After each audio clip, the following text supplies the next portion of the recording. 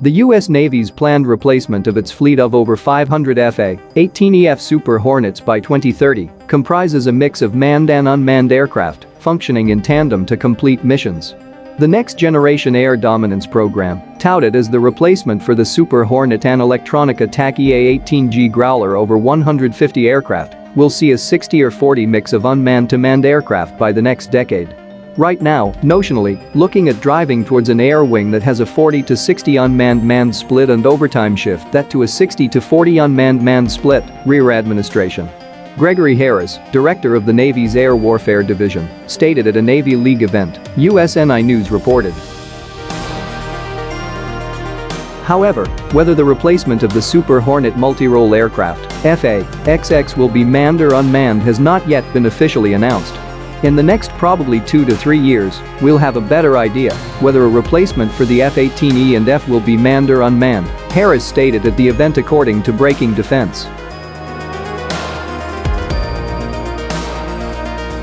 Weighing in on the topic, Brian Clark, a naval analyst and senior fellow with the Hudson Institute, told USNI News last year that the new aircraft will likely be a manned one, comprising many of the capabilities of the F-35C Lightning II Joint Strike Fighter, albeit with updated technology and expanded range.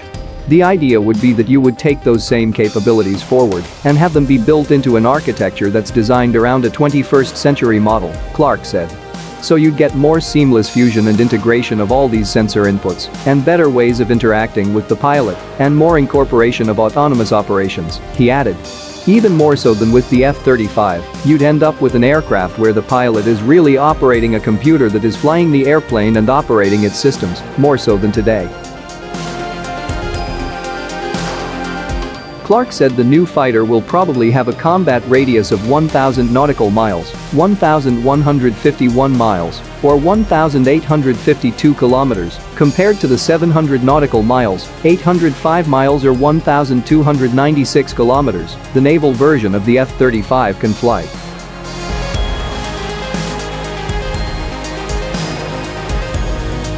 The new fighter, likely to be manufactured by either Boeing, Lockheed Martin, or Northrop Grumman, will employ various unmanned systems such as drones to complete missions. So there's this family of systems now that instead of having 5 F-35s go do some mission, you'd send 2 of these new airplanes with some unmanned systems to do the same mission, Clark further explained.